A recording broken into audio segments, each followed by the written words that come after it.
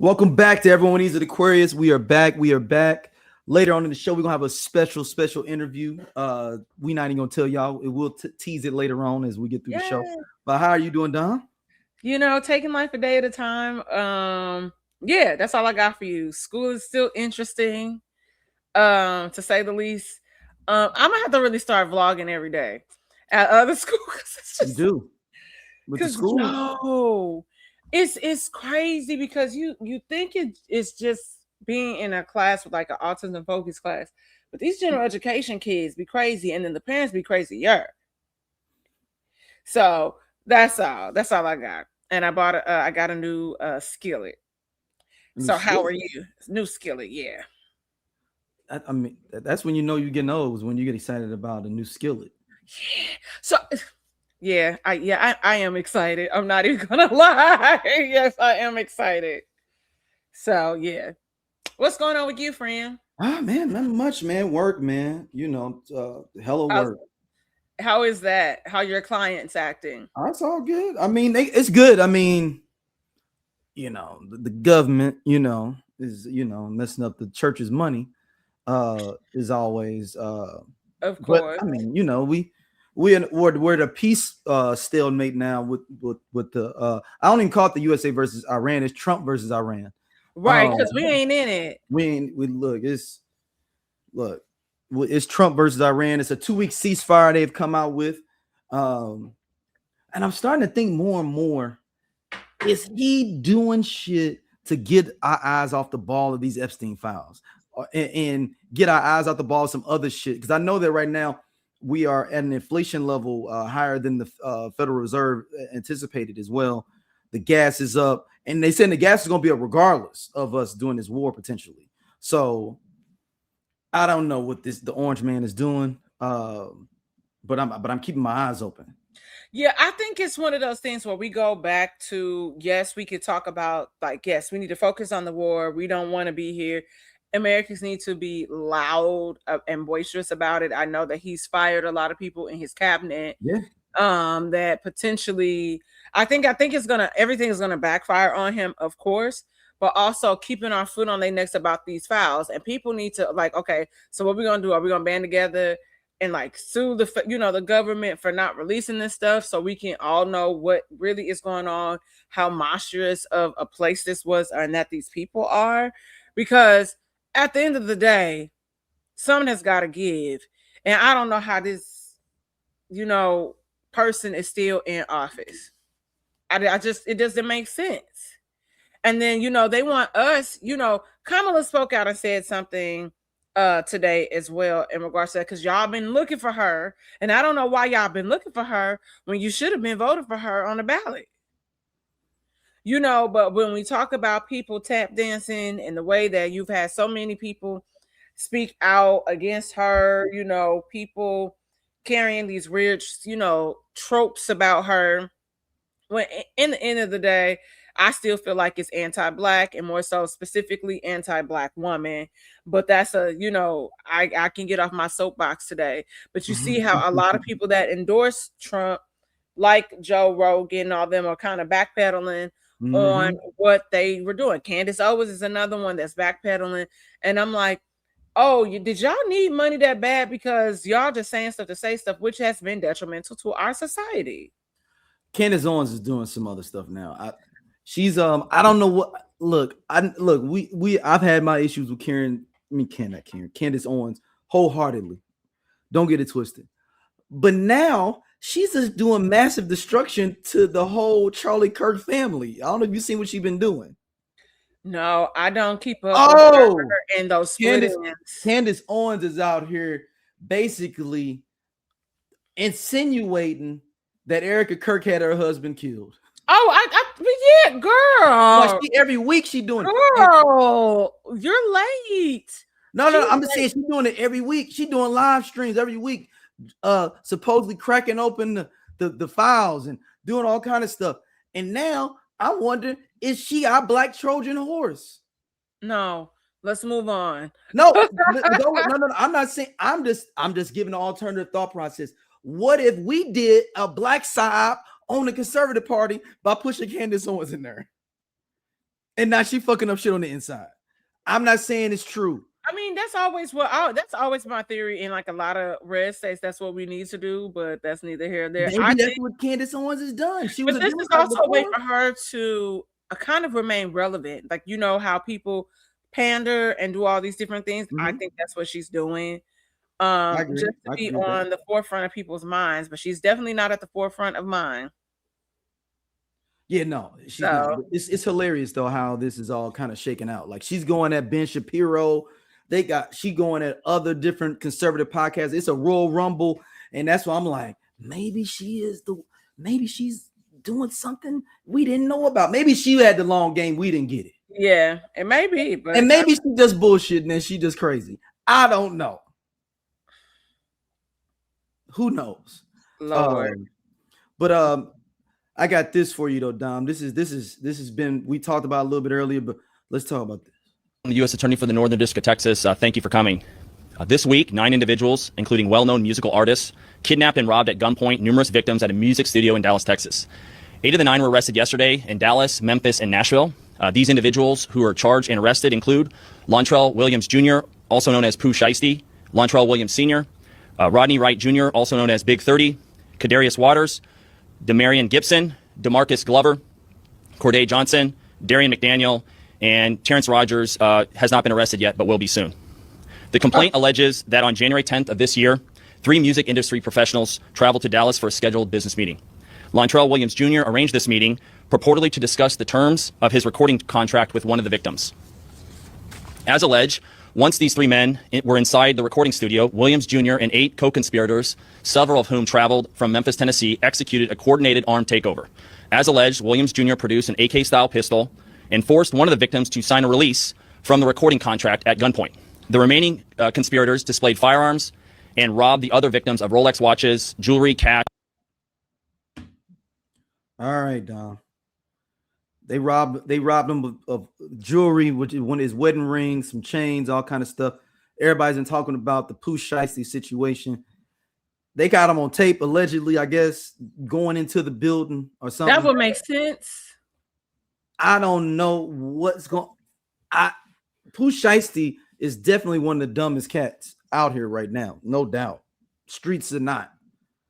But now we put Gucci Mane in a kerfuffle too. To snitch or not to snitch? That is the question. So my question to you is when do you let the street go? Because when we think about Gucci Mane's career, we know that he did a bid. We know that he gets out. Gucci collaborates with Gucci. Yep. You know what I mean? So you kind of make this pivot in your career where it seems like, yes, you are releasing music and whatnot, and yes, it's still street related, but it seems like you've kind of elevated past the streets because you don't, and I'm not saying that he don't have street ties or anything like that, but I mean, at least the appearance is that you have grown above this because now you own papers. You know what I mean? So you have to live a different lifestyle because you're not trying to go back. So it's kind of similar to how, you have what's that boy name with the crazy eyes? Future. How he talks about he don't even drink lean. He never drank lean. Yeah, but he raps about it. So it's like a front. Yep. So at what point are you beyond the streets? Because when we think about street life, and though it may be the only life, street life, you know what I mean? When does that go away? Because we know the streets lead you only to 2 places for real when you still dabble. And that is dead in jail, or people that are affiliated with you are dead. They get killed because of your transgressions. So that's my question. So in this, we are aware very well. You heard the guy, the federal agent speak and say they were to discuss the contract. Then you had the other people that came into town, his co-conspirators from Memphis. And now there are weapons involved. So you let this nigga out his contract. And that's the thing. I mean, this worked when Suge Knight did this to Eazy back in the day. This worked when Suge Knight once again took the publishing part of publishing from Vanilla Ice. This worked with Big Red in the 5 Heartbeats. This don't work in 2026. Of course, it's someone to sign a contract because people, but then people don't. I don't think people understand how heavily surveilled we are. Just not only that, I would think that something like that, where there would be multiple people in the room, multiple attorneys, things like that. You just can't sign away, just sign the contract, and all of a sudden it's just verified. But see, this is what notarized too, I'm assuming. And see, this is what we talk about when people be in them resource classes and they get let out into the world. Because what you're saying makes perfectly good sense to me. Now, why they met at a studio, I don't know. I would have, to make it more relaxed, I would have been at somebody's attorney's office. No. He was not supposed to. Pooh Shiesty brought the contract with him. That's what I'm saying. No, they were to me. No, he said first that they met to discuss it. Right, but that didn't mean he was gonna let him out. He brought it with him. I'm saying I would, if I were Pooh Shiesty and I enjoyed my freedom. Oh, I would have been like, hey, I ain't coming to no session. You want to talk in? We can discuss this through my lawyers. This chapter of my life under what's the name of Gucci's record label? I forget, but Burr Records, because that should be the name of it. But 1017. Yes, you should. This chapter of my life is over, and I want to move on. Like, let's discuss me getting out the contract. But this is what happens when you are in some, you don't think ahead, you're not properly educated, and you don't value your freedom. Because everything ain't gotta be nigga shit. At some point, when do you put that down and you step into being a man, and let's have a real honest discussion? Just got out of jail too. No. I know. You like the pokey. They call him jail niggas for a reason. But and he just got I don't know it, but supposedly he had a hit song in January that was like in the top 20. I don't know a Pooh Shiesty song. Tell me, Daryl, what is a Pooh Shiesty? I don't know a Pooh Shiesty song. I do know that the mask is called a Pooh Shiesty mask. I do know that. And which is crazy. Think about that.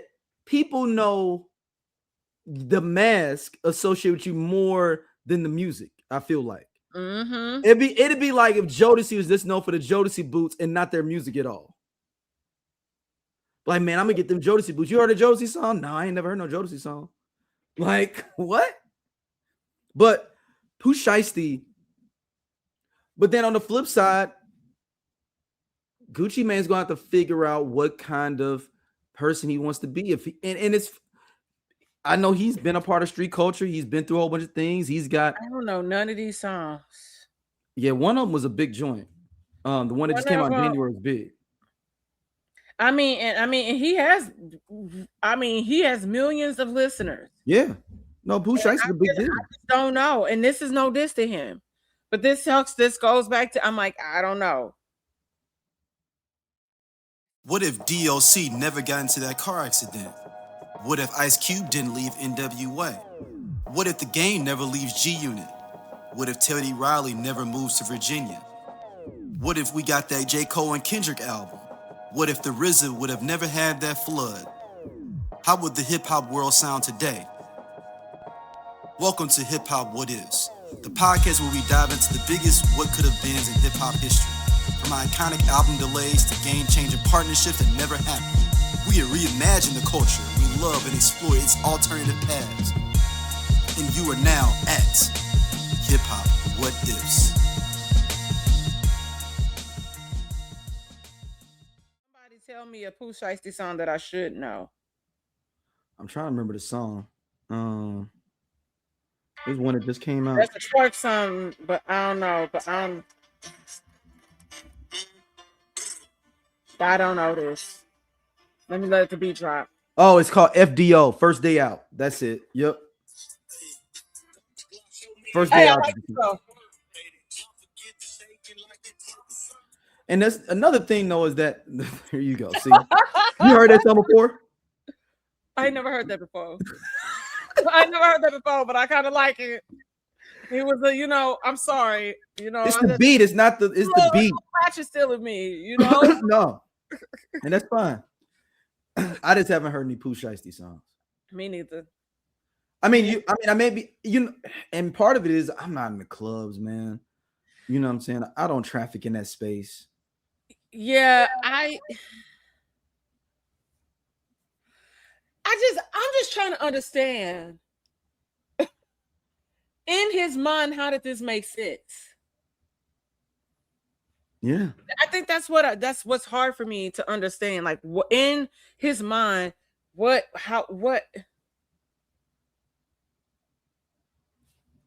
how? It's 2026, like you said, and there's certain shit that just don't fly. In my mind, at some point, I have to adult and do adult things, and I have to have grown-up conversations. I can't be running around like a little nigga from Memphis anymore doing bullshit like this. See, that's why LeBron don't want to be there no more. We'll talk about that momentarily. But Pooh Shiesty, if he gets out of this, because there's a possibility Gucci may not testify, because only thing is he's going to lose the artist, because then they'll be able to say that wasn't signed under duress. The contract was not signed under duress to let him out. Then you won't be able to say you were kidnapped. So wait. I think he would be able to technically finesse this, though, where he could say that, because that is his signature. Why did you sign this? But how was it under duress then? How was it under duress if you're not saying that this man didn't pull guns on you? But here's the thing. So what happens with the cameras and everything? So then the state, Gucci Mane still wins, because then Pooh Shiesty is a felon and will go back to jail because weapons. Simply because of that. True. Weapon charge is going to be off the top because you are off the dome. Off the dome is definitely, because you are ex-felon. You're correct. Yeah. So, I mean, it is kind of like for insurance, for real. I mean, this is escalated, because all you need is a police report for real. Yeah. And that's all he really needs. But if the police report, if the police if they're saying that it didn't happen, what does that mean, though? Gucci got money. He'll be all right. He'll recover. He'll be able to buy those things again. I mean, that's also, a lot of money, though. That ring they said worth $500,000. But that ring's worth $500,000. And Pooh Shiesty, like we said, got the #1 song first day out. You lose now on that money too, so you can't even replace the money for the ring. But here's the thing.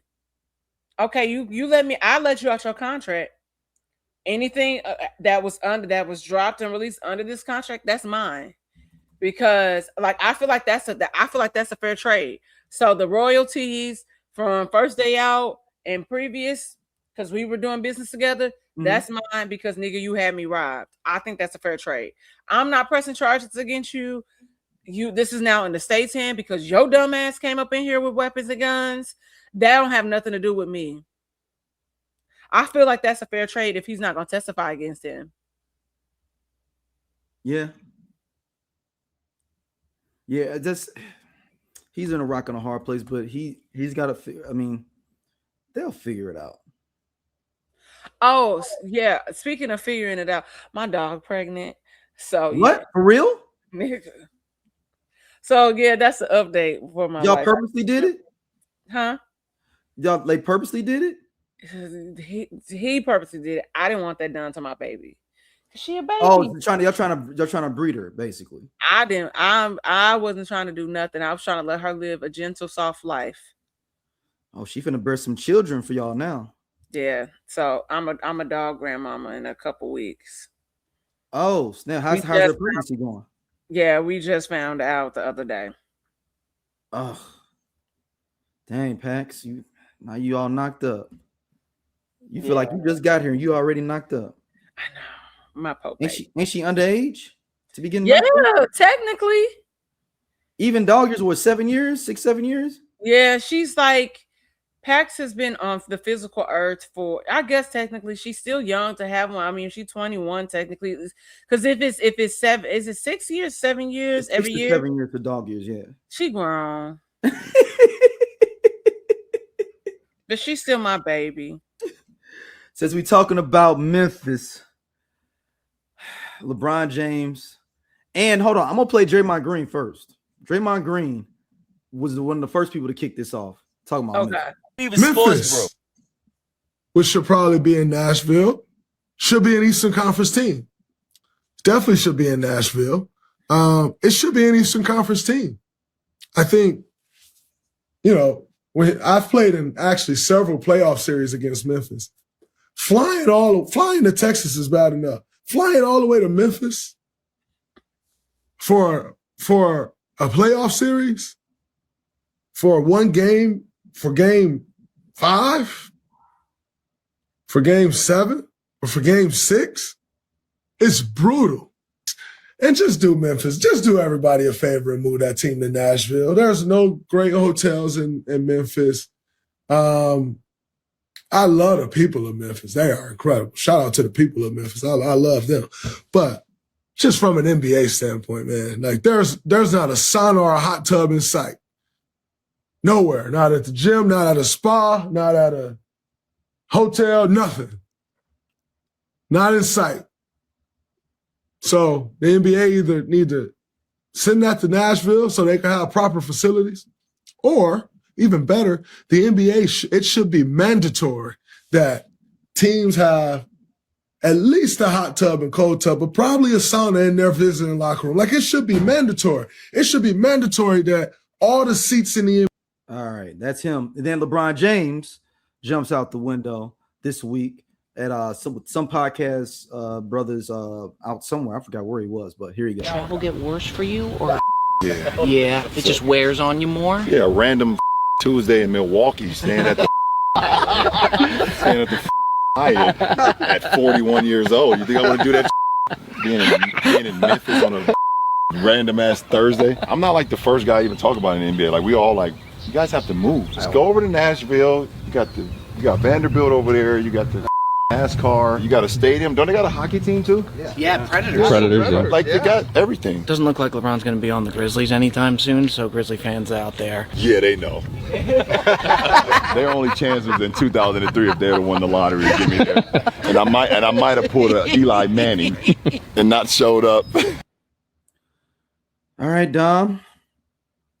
Memphis, we were going to have a Memphis associate on the show. He shout out to my brother, Dr. Dantrell Smith, who is the vice president of Tarrant County College in Dallas, Texas.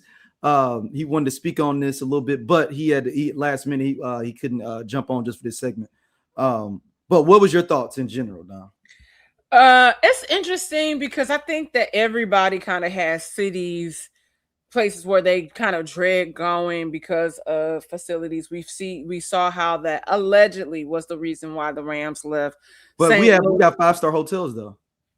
Huh? We got 5-star hotels and everything. I'm like, it's different. I mean, I'm not, but I'm saying when they. Oh yeah, no, it was different. But if we hone on what Draymond said about the facilities being subpar or whatever, and things needing to be updated, which I think he is absolutely correct.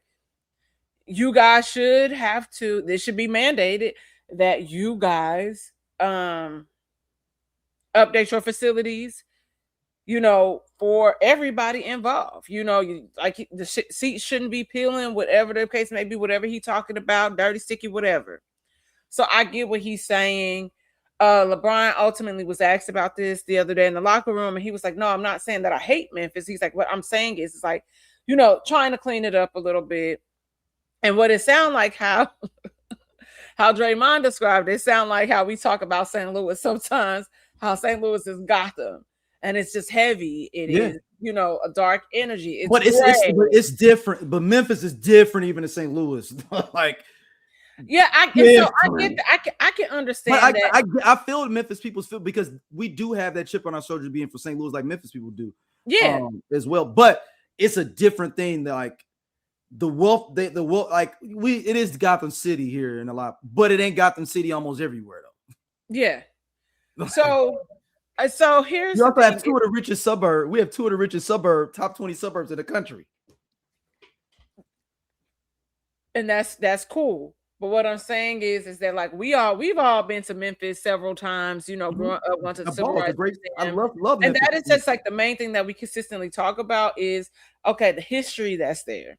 So it makes sense. And also, I always thought that Memphis should be in the Eastern Conference. I'm like, Memphis is not west of the Mississippi. So why it is not in the East? If they do an expansion, they talking about Seattle and Las Vegas. I think they're gonna move Seattle and Minnesota to the Eastern Conference. Well, no, I would think that Seattle would have to be in the I'm saying you and Las Vegas. Why would Seattle be in the Eastern Conference? No, I'm saying they're moving Minnesota and Memphis, I think, to the Eastern Conference. Okay, that would make sense because they're talking about bringing back the Sonics, right? Is that a done deal? Yeah, that's why the expansion team is going to be Seattle, Las Vegas. I want to know why St. Louis didn't campaign for this. What is going on? We don't have the luxury boxes. It's a whole bunch of different things that we don't tick off for not Scott Trade, for the Enterprise Center.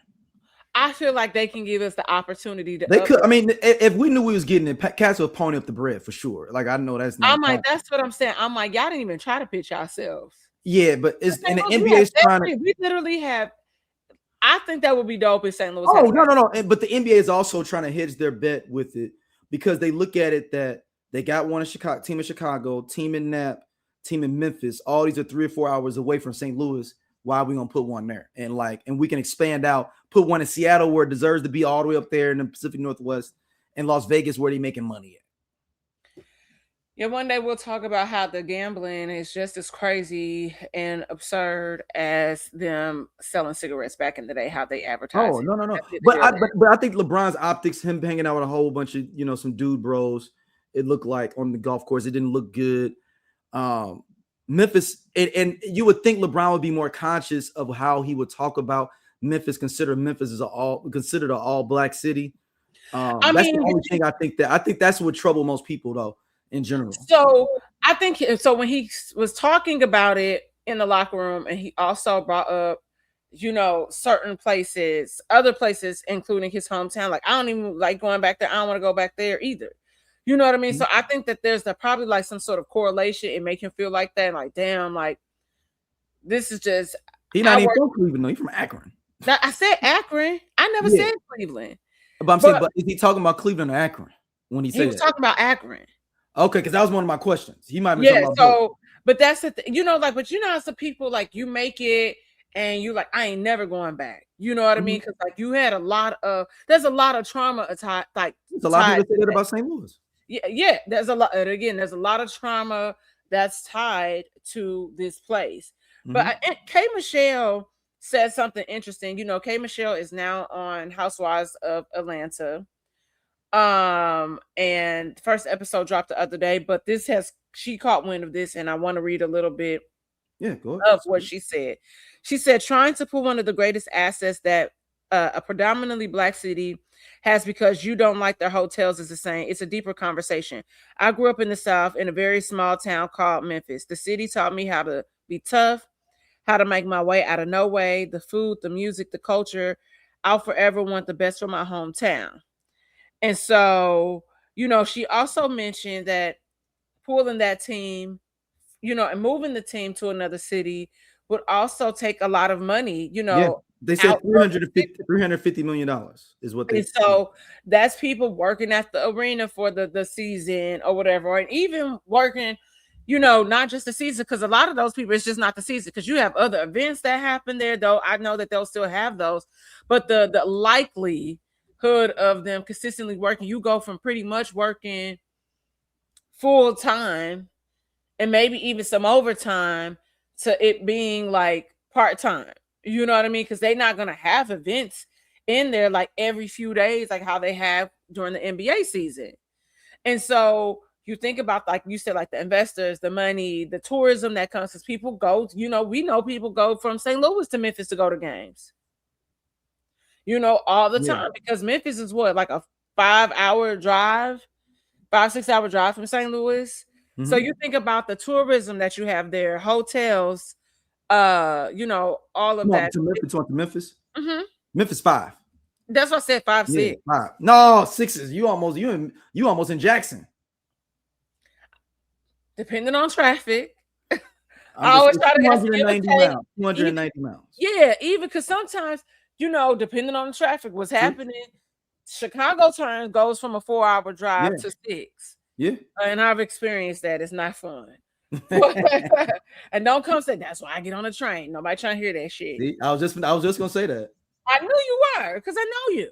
I'm like, you should get on the train. But and I think that's a fair assessment. But I would pledge, I would, if I were them, I would campaign. If you are going to leave this here, I would say the facilities need to be updated, and that's a conversation with the owners, the investors, people that own that facility, and get the hotels involved. Y'all should need to be updated. Yeah, but also, and it's opportunity too for people to maybe go invest in Memphis as well. I mean, seeing it, like if you think about it, I mean, I know there are certain parameters. I think we only have 2 5-star hotels here.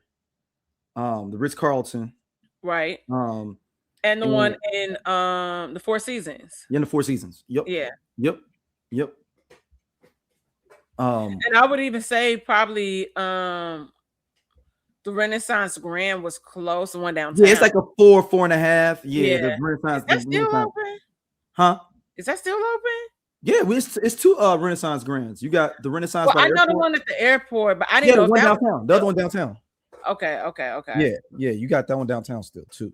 So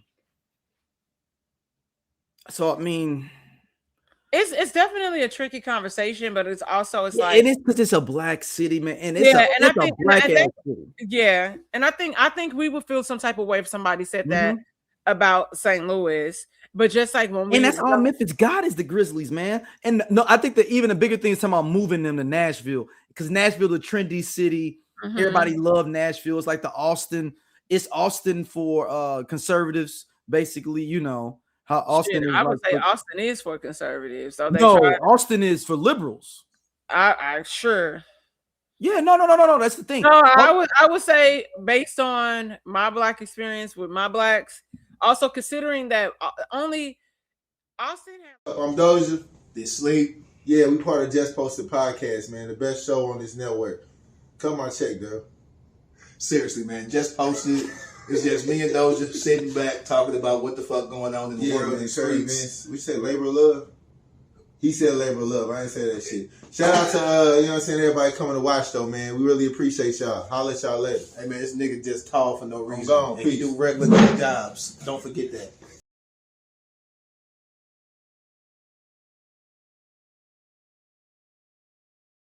5% black people. Yeah, but it's considered like the San Francisco. I get that, but even still in that, you have to think that we're black. So our experiences are different. Our lived experiences are different. That's all. You might say every city is conservative at that point. If we black. I mean, I'm talking about the general consensus is that Austin is the liberal, Nashville is the conservative version of Austin. But also, I think as far as tourism, I think that's also why, because it's just a lot happening. So it does make sense. But I would just say, that's a conversation for the team, for the front office. Yeah, but what can we do to say Nashville was cracking though? I ain't gonna even front. We went there for Xander's tournament last year. That the city's cracking. I can't even hate. Nashville has got it cracking. Yeah, Nashville. That's what I'm saying. But like Memphis. But then this is what we talk about when we talk about our cities, like blackness as a whole. We know that things tend to be run down sometimes. Like we don't fully get those opportunities to invest in our, towns and our spaces like we really want to. Look at North St. Louis. And that's not black people's fault. It's people being shiesty. Yeah. Speaking of shiesty, and playing people like these insurance companies not trying to pay people out. The city's not doing anything to really help. They putting on the front like they did, but it looked like North St. Louis just got hit. And even other parts on the west side, like it just got hit yesterday by that tornado. And that's almost a year ago. We are embarking upon a year of what's happening, and people always shortchange us. So we don't get and we're not afforded the same opportunities. But like you said, this is a time for everybody to band together. All you niggas got money. All y'all got money. Y'all can invest in something together to make the city a better place. We know you're not sitting on $100 million cash, because we know, based on that prank show that's out on TBS, and LeBron and what's the boy with the unibrow, Anthony Davis, that's going viral, where Draymond is in an investment meeting and they wanted him to invest $100 million, but cash. He's like, who's sitting on that? He's like, it's people. And so it's like a whole thing. So we know you don't have it in cash. We know that. And that's fine. Like he said, that is crazy, to not have it in investments and other places, and not, but if all of y'all took $1 million of y'all salary and put something toward Memphis, as I feel like as part of, y'all gonna get a tax write-off anyway to help the city grow, all that stuff. Even if it was just the players, maybe the starting players, because like the bench, sometimes they not making as much. The bench not making as much. So I know how that's different. They probably making $1 million, after taxes. But like there's a bigger larger conversation. Okay, we don't like the city, but what is it that this city needs? And don't tell me no strip club and hot wings. I mean, they got some decent strip clubs there in Memphis, though. So what is it that y'all need? Shout out to Platinum Plus. Okay. All my old Memphis people, y'all know what I'm talking about. But this is something I want to play as we finish up this segment for all my Memphis folks. Shout out to Dentrell. He told me to play this for everybody. For myself, it's just been a dream come true. And when the partners like Coke and Sprite and Campbell Clinic, you can't go wrong. Today is a big day because we're planning to do Penny's Fast Break Courts right across the road over there. And that's our future plans to make my dreams and the city of Memphis' dreams come true. I feel like being a product of Memphis, having a girls and boys club growing up, that it's so important to try to give back to the community. And this facility is going to help kids in so many different ways that it's going to get them out of situations that it helped me get out of. It was very tough growing up in the neighborhood that I grew up in. And that basketball at the boys club, which was probably 6 miles away, it gave me that outlet just for those few hours, just to leave all the hustle and bustle, the danger, the gangs, everything that was going on, to be able to do that. So that's the same thing I want to be able to give to the kids of this community. When I got the call and asked, could I be a part of something like this, it was a no-brainer. Anytime, I get an opportunity. Keep in mind, this is LeBron James discussing this as well. That was what I'm like, to be a part of something where kids are benefiting from it. It raises the eyebrow for me, and I'm always want to be a part of it. So just like Penny said, to be able to put the fast break course over there for these kids, to give them an outlet away from whatever may be going on in their lives at that point in time, get them out of the streets, get them away from drugs and gangs and things like that. Hopefully the courts and the boys and girls clubs and you guys, you mentors, can help them see a better light, can help them understand how important that their dreams is and help their dreams become a reality. So, without the mentors and all right. That's why I think people are not upset, but like shocked that he would say that, is because he does do a lot for the Black community. He's got the schools in Akron where he said if you graduate, he'll pay for you to go to college. So I think that's the surprising thing for people with LeBron when it came to that. Yeah. All right. I mean, niggas. All right, you brought this one up to me.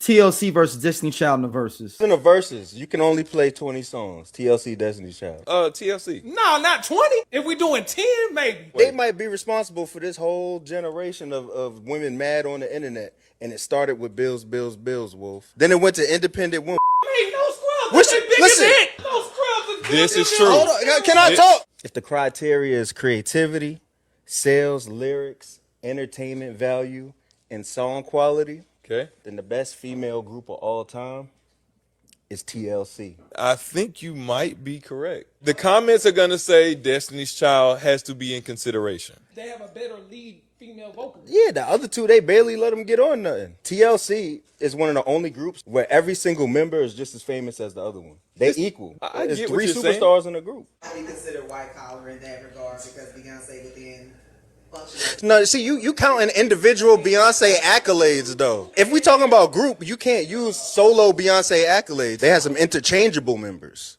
Ain't nobody in TLC interchangeable. This is true. Fan mail went diamond. What Destiny's Child record Hold on, went don't diamond? do that. It's 60 million to Destiny to 65 to TLC. They only got them by 5. Don't do that. They have one album that went diamond. I give you that. What single Destiny's Child joint went diamond? I'm a soldier. I'm talking about the album. Does Destiny's Child have a bigger single than No Scrubs? No Scrubs. Yep. Did sell 12 million. Jeez. 7 weeks at number 1. Say My Name Come on, Wolf. went 11 million. Okay. 11 weeks at number 1. Let's talk about song quality. TLC came out with condoms on their eye, dressing in baggy clothes. Yeah. It carries weight when you have substance in your music. Who wins in the verses? You can only play 20 songs. TLC, Destiny's Child. TLC. No, not 20. If we doing 10. All right, that's repeating it again. Dom, you brought it up. You go first. What do you know, as our resident Beyonce adjacent Beehive member? Yeah. You're not fully Beehive. You're Oh, adjacent. I'm immersed, but I'm not. You're not on the front lines, Beehive. I'm not like the girl in Swarm. Like I'm not biting people. Okay. Yes. You know, like trying to find where Beyonce is to stalk her or anything like that. I don't have to do that. I've met Beyonce several times. So I say all that to say, with that said, this is a tough conversation. It is. Because when we talk about deep cuts too, like TLC has good deep cuts, but the Destiny Child, we're going to remove Beyonce solo act, all of their solo acts, right? When we talk about Destiny's Child, we have Writings on the Wall, then you have Survivor album, and then you have Destiny Fulfilled. Now, I want to push back on the person that's saying that each person in Destiny TLC is famous in their own right. Okay, you can say that for all iterations of Destiny's Child, except for maybe Farrah, because Farrah's still waiting on her luggage. But we know who Farrah is, right? It's not. Well, I remember seeing that in real time, and I was like, "Damn, that's really messed up." Because I taped it. It was on Fox Family. I got it on tape somewhere back home. I was like, dang, that's kind of crazy. Somebody tell we can send you your luggage. But so that's not so Kelly is famous in her own right. Michelle definitely famous in her own right. And I ain't trying to be funny. Michelle and that white people back because she be over there on Broadway too. So that is different. And you know, then there's Beyonce, you know. I will say this on as far as vocal range and ability, Destiny's Child has them beat. We're gonna just put that out there. T-Boz has a unique voice. She can hold a note and all this stuff. It's cute because it was also we're getting into different tones and sounds in the 90s. So it works. It works. You know, because we have the, you know, Toni Braxton. So we're seeing girls more bass in their voice, more alto. We love it. Cool. If T-Boz dropped an album, and ask yourself this honestly, if T-Boz or Chili dropped a solo project, would you buy it if this is at the height of TLC's career, which is fan mail album? I like the when she did the Touch Myself and the remix. That shit was those T-Boz, those was dope. I was interested to see if she would drop a whole album at that point. That was 95. Okay. That's fair to say. But I mean, okay. So let me ask you about Chili. Would you? And No, this is not with today. No. This is not today with the Trump stuff. No. Okay. No. So that's important. Okay. So when we go hit for hit, yes, they have fan mail is diamond, and like they said, they do have messages. Destiny's Child also has messaging in their songs. Those songs just were not the singles. So and that's on each album. And then they always, you know, on those albums, it's always been some sort of closing with a prayer. you know, but you can't compare that to that first. I'm saying that first TLC album was transcendent. Also, but then so if we were to line them up, if we had, because you had. Destiny Child is more talented. Messing with that Girl Talk album for real. So no, not at all. No. So I'm gonna do something here. Oh, Unpretty's on there though. People love Unpretty, and that's on that Girl Talk album, I believe. No, that's on Fan Mail. It's on Fan Mail? Oh, yeah, that's on Fan Mail. Because you get No Scrubs and Unpretty on that one. Those are the two big hits from that one. Because Silly Ho, I feel like it took a while for people to get on the Silly Ho train. Because Silly Ho was the first single from Fan Mail, if you remember. It was Silly Ho, then No Scrubs, and then Unpretty. Yeah, 3D is the album you're thinking about. That's the album that came at the Fan Mail. That's the Girl Talk. Yeah, album. that's the one nobody talking about. That's the one. Damage is the song I'm thinking about. What song? Damage. That was on there. I don't even know that song. That was the second. That was the third single off of that album. It came out 03. What was the first single? Girl Talk. There's a second single. Hands Up. What's that? I don't remember Hands Up. And I swear I'm not being, y'all do not, I'm really genuinely asking. No, Hands Up. I don't know. We don't really like, okay, so let's be, damn, but then it's kind of tough because then if I say, okay, we're going to delete an album. No, I would say this, that Destiny Child is more talented singers in their group than TLC by far. I would say, but no, we've already established that. Yeah, TLC is more influential though with their look, with their stances on things. They are more influential when it comes to that. I don't think there's no question. I'm gonna push back on that. No, they were wearing condoms on their stuff. That's no. Okay, that's a hell of a statement. Okay, it's innovative. There's nothing. Destiny's Child is produced, and there's nothing wrong with that. No, but also I'm going to say this. Though Destiny's Child is, draws inspiration. So when you talk about their look and everything, nobody else was doing that at the time. I'm not going to slide Tina nose on that. I'm not taking that away from her. Did they give you like the same Matthew did.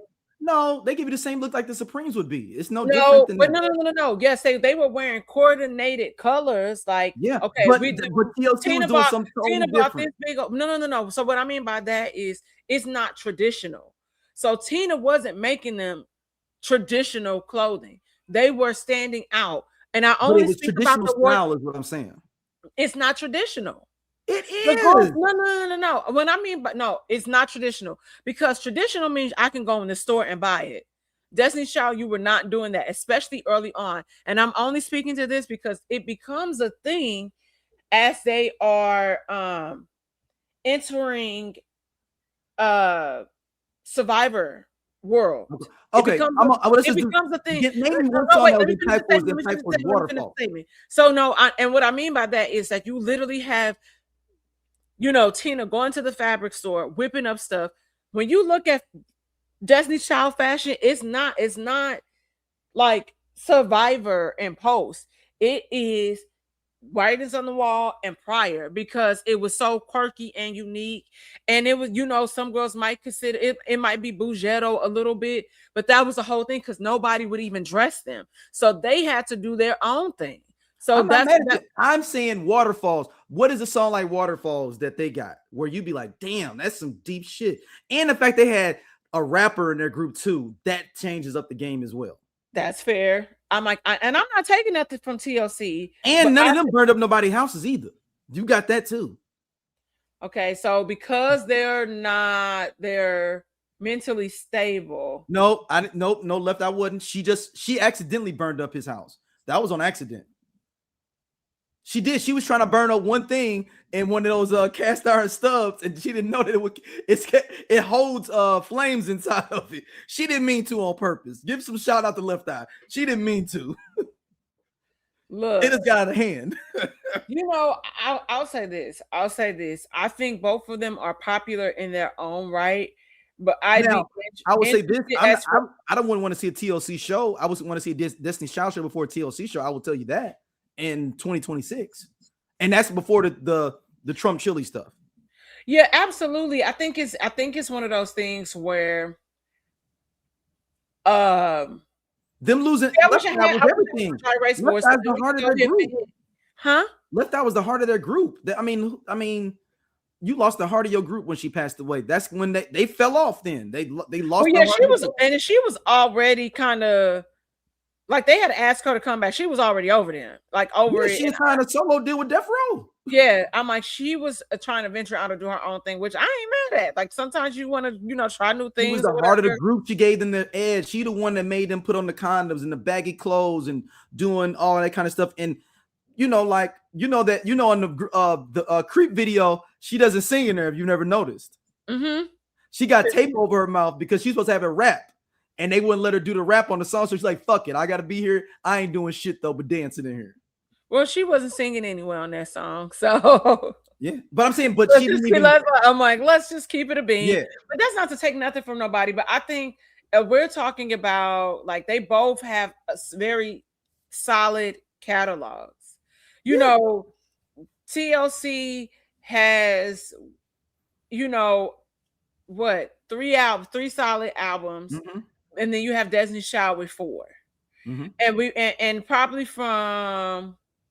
And so it will probably match up in a sense, but like he said, like they neck and neck because Destiny's Child ends up, passing them being the top selling R&B group of all time.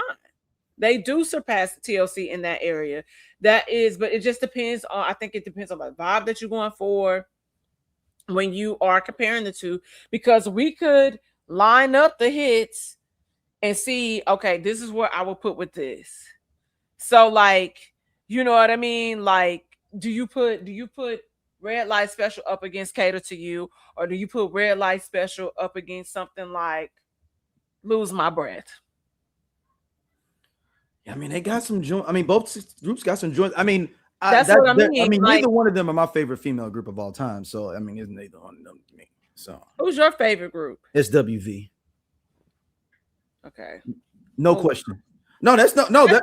And I'm willing to debate on that. That's fair. But I think about like they're moving on because they're not gonna hustle me out in the comments. No, I'm just saying. No. Reese, and we could go joint for joint with SWV, and I guarantee you it'll be even if not SWV not winning. We're because they're not pop. Huh? I'm sorry. With TLC? Either one of them. Okay. Because SWV got joints. They got joints. I'm not saying that they don't. They got joints. All right. The I Only Listen to 90s Music podcast is a show for 80s babies who were 90s kids. If you were a No Limit soldier, then this is your show. If you believe that Cash Money is not an army but was a Navy, this is the show for you. If you and your friends ever tried to sing a song written by Escape, In Vogue, Shy, or Boyz II Men at a talent show during middle school, this is your show. The I Only Listen to 90s Music podcast is a bunch of 80s babies talking about all the songs and things that we loved when we were kids and teenagers. So if you went to the skating rink and you were at a lock-in, this is the show for you. If you think that Tevin Campbell was the original Prince of R&B, this is the show for you. If you don't understand the conflict between Monica and Brandy, but you're kind of on Monica's side and understand why Brandy got punched, this is the show for you. Make sure that you tune in, subscribe, click the little subscribe link. We're here. We're going to talk about all things 90s music. This is the show for you. Kanye West is back, Dom. Yes. Allegedly. Or is he? I mean, he was out there at SoFi. Was a lot of people talking about going to see him at SoFi? Yeah, I saw. It was interesting, the people's stories that I saw that try to stand for, you got to stand for something and you fall for anything. And so I'm like, are you really standing for something because you fall for anything because you're here at this concert? I did look to see how much those concert tickets were, and they were like, and I don't know if it was these were resale prices or whatever, but they were around $300 and up. Oh, and so I know that it was a 2-night event. Yeah. And I know it was a 2-night event here at SoFi. And I think SoFi, they say it holds like 80,000 people, if I'm not mistaken. Yeah. So to allegedly sell out both nights with no sort of promo, you just say, oh, I'm going to have this show. no sponsorship or anything. And people went. And so I think what's interesting about this is this takes me back to the whole our conversation when he put the apology ad in the Wall Street Journal. And in that, he is very apologetic to other groups of people. And when the statement that was to us was just kind of like, like he expects us to move past his transgressions and just move on and welcome him back. You know what I mean? And we always said that this is a decoy for something because we know he has something under his sleeve. And here we are, you having a show. We're always ahead of the curve. We always know because all of a sudden now I'm not in my right mind. I was, under whatever depression, mental health issues. I'm gonna say this: I just don't believe that mental health issues cause you to be prejudiced, a bigot, have self-hatred for your own people. You know what I mean? I think that's what's weird to me. And while people can debate on some of the things that he said about a particular group of people, and I'm not while those words were hurtful, I think his slavery was a choice statement, was even more detrimental and hurtful for us because we see people every day consistently telling us to get over it, to let it go. They don't want to pay us reparations.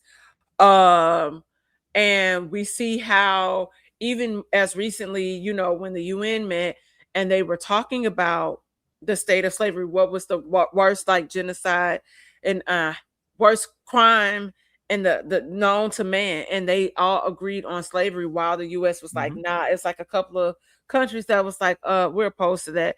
Because if for the United States to vote in favor of that would have to make them acknowledge the damage that was done here. There is no United States without slavery. Like, let's just keep it a being that was built on, on the backs of our ancestors. And so for me, I think that it's really crazy to sit up and it's hard for me because like you and I both huge Kanye West fans back in the day. You know what I mean? But we also can call a spade and say, hey, this nigga is fucked up. And I think that even for Black people to sit in this space, and while even in an apology, a half-assed apology, to not even acknowledge this, I feel a type of way about that. And I'm not saying that if he sat down with somebody and apologized, that I will forgive him and move on with it. I can say he's made great music. I can say I don't fuck with him because his mouth definitely wrote checks that he could not cash. You know what I mean? And this is his fault. This isn't our fault. We've been pleading with that nigga to get help before it got to that point. We have been pleading with him. And why is it always that we get to come in? Black people, it's our responsibility to come in and clean up and be the clean up man and woman. That's my problem with that. Oh, Jesus, all in the mic. Bless you. God bless you. I couldn't get to the mute fast enough.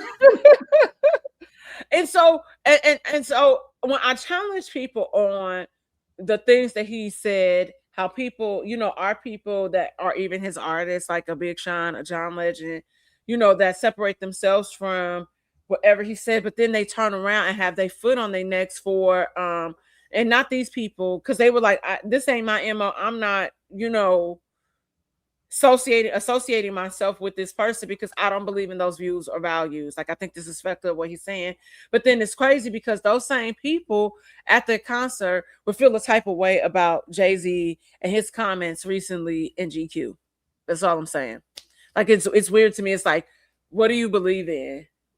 And like I said, y'all paint Jay-Z to be a certain way and then go and cheer at a Kanye West concert. The math isn't mathing. And then as I'm seeing posts, like, and I know people that work for him.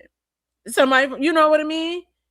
And my question to them is, you're putting up Trump posts and comparing Ye to Trump and say, what's the difference? There is no difference. They're the same fucking person. Because y'all motherfuckers voted for this nigga to go back into office. And I know that, you know, the electoral college, everything. But y'all are the niggas that's at this concert. You work for him. You do all of this stuff. You know what I mean? No, and I'm like, and so my question is, okay, y'all always want us to, like, when it comes to certain people, to separate the two. My other question is, why are men always allowed to get this redemption tour, and women are not afforded the same opportunity? And then my other question is, as Black people, why are we so forgiving? Because there's some things that I just I'm still a person that still has my foot on R. Kelly's neck. I'm not fucking with you. And my foot is definitely on Kanye West's neck, and my toe might be in his mouth. I mean, but we're gonna have a conversation about that, because I think that's the other issue, that Black people, we're too forgiving. We're too forgiving. No, you're right. I mean, you bring up a great point that we are a little bit too forgiving when it comes to that. I was interested in seeing. I was surprised to the biggest thing that Lauryn Hill came out with him for night 2. Mm-hmm. And it was they did All Falls Down or whatnot.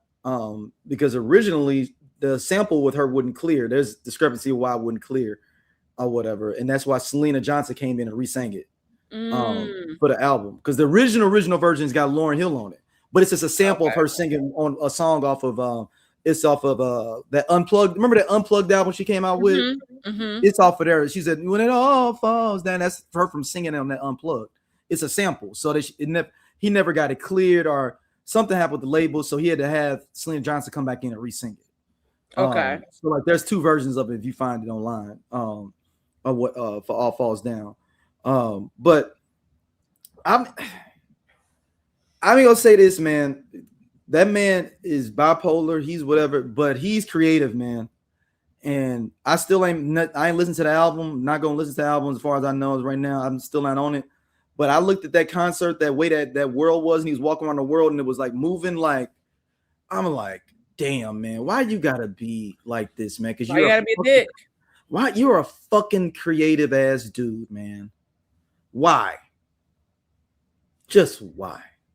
And so, you know, the interesting thing is that when we go back to the previous comments that he made, he was to headline the Wireless Festival in the UK, and initially it was another festival. Was it the same festival? Pepsi pulled out. That was a different one, I think. Yeah. Oh, no, maybe it is. Hold on, let me see. Pepsi. I wonder if it's the same one, or if it's. Yeah, it was the same one. It's the same one. Okay. Pepsi pulls out sponsorship. It's called the Wireless Festival in UK. Pepsi in the UK. And then after that, they said something like they weren't even going to allow him to enter the UK. Yeah. And then the festival came out and said that the festival is canceled because of this. Now I'm gonna say this. I think probably other people started to follow suit, or something else happened behind the scenes, because I ain't trying to be funny. Just even him being able, I'll give him props. I'll give him props right here. Mm-hmm. Being able to pull together a show and sell out 2 days with no sort of backing says something. It does. So he probably wouldn't need, like they probably wouldn't need sponsorship per se, but it's a festival. So that means that probably other artists and performers like, I don't want to be on the same lineup as him because we don't have the same views. Now, I don't know. I think that's crazy to ban him from the UK. But the UK be funny like that, man. I know they did that. They did that to Chris Brown or Well, whatever. he kind of tore it up a little bit. Then he have like some charges they're going on, pending charges. Well, no. This was before. So okay. when the first incident happened with Rihanna, it was places where he could not go, just in general. So I mean, you are correct, because you know who they had their foot on their neck? Prince Andrew. They sure did. It's like, you got to get up out of here, pimp. So, I think that's it's interesting, but also I want to say this. This is where I'm getting frustrated with people, and this is when we talk about minimizing blackness, and we talk about anti-blackness. The conversation surrounding everything goes back to his Semitic comments, but nobody talks about the anti-black comments that he made. And so the two go hand in hand, because he got us first. He hit us first, and then he hit y'all.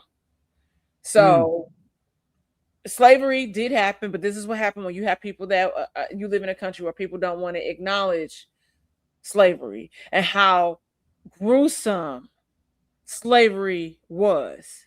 And we still have slavery, the prison system. Yeah. It just maneuvered. These companies have slave wages. All of that. So it's still prevalent today. It's dressed up differently.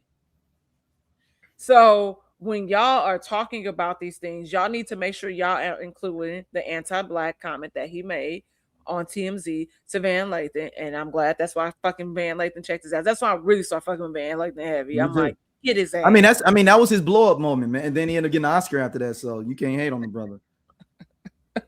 It's Oscar. I love that guess. Yeah. He got an Oscar, man, for that short film. Oh, he did. Yeah, for that with the Joy Badass, where he kept it was a Groundhog Day with getting shot by the cops.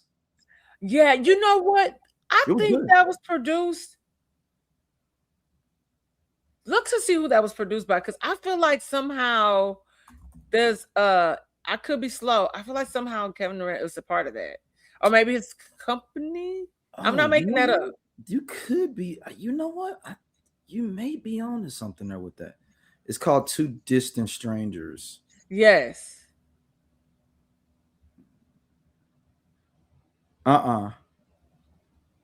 Terrence J is a producer. Okay. I'm like, there's something. Somehow he's tied to that. I don't know how, but I feel like somehow he's tied to that. Yeah.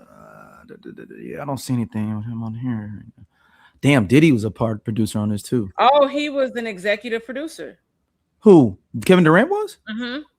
I'm looking at the producers now. No, it says Kevin Durant served as an executive producer on the 2020 short film Two Distant Strangers, which won the Academy Award for Best Live Short Action Film at the 2021 Oscars, along with NBA guard Mike Conley. Durant helped fund and produce the powerful Netflix release film, which addresses police brutality and systemic racism in America through a time loop narrative. Okay, fair enough. Yeah. Hey, Mike Conley. Talk about somebody that's low key. Yeah, to Mike Conley. Yeah. Yeah. Low key, both of them. But yeah. So, all right, Don. Where can people hit you up at? You can hit me up at St. Angeles, wherever you social network. All right. Make sure y'all subscribe. Like all that good stuff. The tournament, the R&B tournament is over officially just an hour ago. New edition is the 2026 R&B best group of all time. So shout out to New Edition, Ronnie, Bobby, Ricky, Mike, Johnny. Yeah. Y'all number one. Y'all knocked off Jodeci. It was close too. Them and I knew they was gonna knock them off. Jodeci and Jodeci was close. Jodeci blew out Boys II Men. I predicted that. Yeah, Jodeci blew out Boys II Men. I thought the Boys II Men fans would come through, but I don't know. You want to know what happened? That Brandy book. And see, we didn't get a chance to talk about that. But like I've been saying, one day think about that. Gonna talk about these girls. That affected the voting. One day, because we all always thought that when that came out and we talked about the whole thing with Adina Howard and him and her, and then we was like, how was they in the love triangle and that bitch was 16, 17 years old? Well, now her book, she's saying that he took advantage of her and he groomed her. He had sex with her and he was like 22 years old. Did you see the thing with Spank? They said that Kobe Bryant got into a fight with Wanye over Brandy on the set of Moesha. Well, that makes sense. I mean, Moesha was out here. She was living life.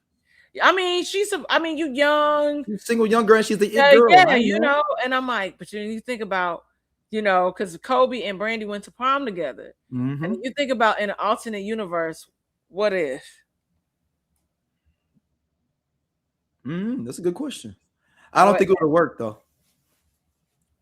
Why? Kobe needed somebody that was gonna be about him though, and as his wife.